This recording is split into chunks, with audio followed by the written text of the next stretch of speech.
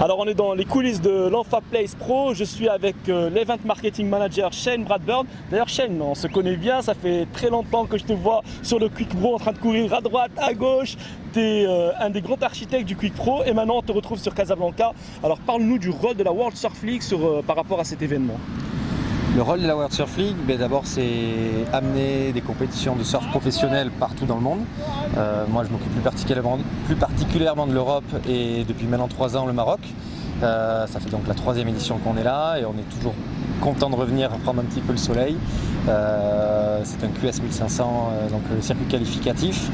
On espère pouvoir développer cette compétition-là et puis apporter le meilleur spectacle possible au public marocain.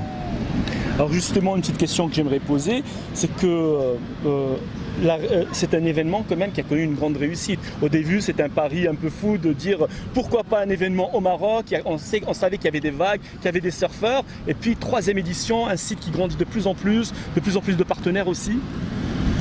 Ça fait quand même un moment que le Maroc mérite une compétition de surf professionnelle. Ça a eu lieu malheureusement qu'il y a 3 ans, mais bon, on a réussi justement à trouver les bonnes personnes pour organiser cet événement-là, que ce soit au niveau de la fédération et aussi au niveau des partenariats et des sponsors qui nous ont soutenus sur ce projet-là.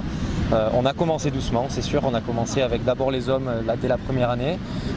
Ensuite, d'autres sponsors sont arrivés, donc on a pu grossir, mais on y va étape par étape. C'est-à-dire d'abord on a la seconde année, c'est-à-dire l'année dernière, on a d'abord intégré les filles. Donc cette année c'est une confirmation d'avoir à la fois les hommes et les filles. Et maintenant l'année prochaine on espère éventuellement upgrader la compétition, pourquoi pas en 3000.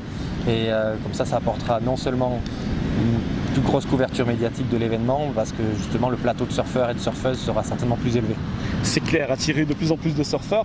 On rêve tous d'un 3000 au Maroc et aussi d'autres événements de la World Surf League ici au Maroc parce que c'est vrai, c'est une réussite. Tous les surfeurs attendent ça avec impatience. Ça se passe en septembre et tout. Est-ce que il y a possibilité de voir d'autres événements quelque part au Maroc? Comme je le disais, le Maroc méritait une compétition, mais on peut ne pas se limiter à une. On a d'autres compétitions ensuite, que ce soit des QS de plus grosses catégories. On a aussi une catégorie junior pour les moins de 18 ans, on a du longboard, on a du big wave. Je pense qu'il y a l'opportunité, il y a la place pour faire au moins 1, voire même 2 événements supplémentaires au Maroc. Je pense que là, la confirmation de cet événement-là aide aussi à la promotion du surf, la promotion de la World Surf League et de la fédération.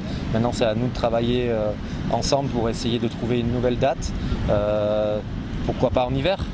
Alors, on va se mettre un peu à ta place, l'agenda de Shane Bradburn. Quand tu arrives à Casablanca, qu'est-ce qui se passe exactement, la World Surf League? Qu'est-ce que vous faites? C'est quoi les tâches journalières que vous avez à faire pendant cette compétition? Oula, énormément. Énormément. C'est pour ça que tu as des lunettes que tu caches les cernes. Non, ça va, on a moins de cernes parce que justement l'événement cette année, on va dire que même en 3 ans l'organisation est de plus en plus facile. On a appris à travailler ici aussi au Maroc parce qu'on on a nos méthodes, mais nos méthodes il faut qu'on les adapte dans chaque pays et c'est là où justement où le soutien de la fédération nous a beaucoup aidé. Il faut qu'on apprenne à bosser, à travailler avec nos partenaires. On est accueilli chaque année par Enfa Place Shopping Center et donc qui nous ouvrent leurs portes.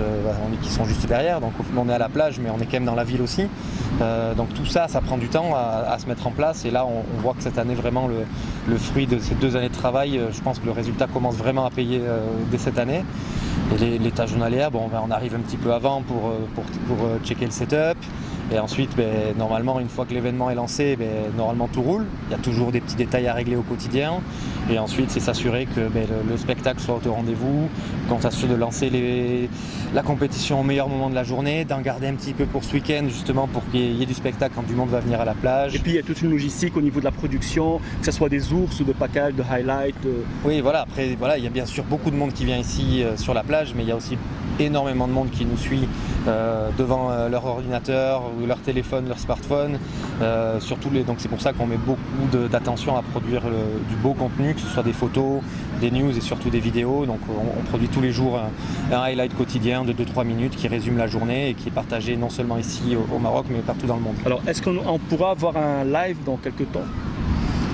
Pourquoi pas? Après, je ne suis pas personnellement convaincu qu'ici en live, par exemple à Casablanca, pour un QS 1500 soit vraiment nécessaire. Ça demande beaucoup de moyens pour faire un live de qualité.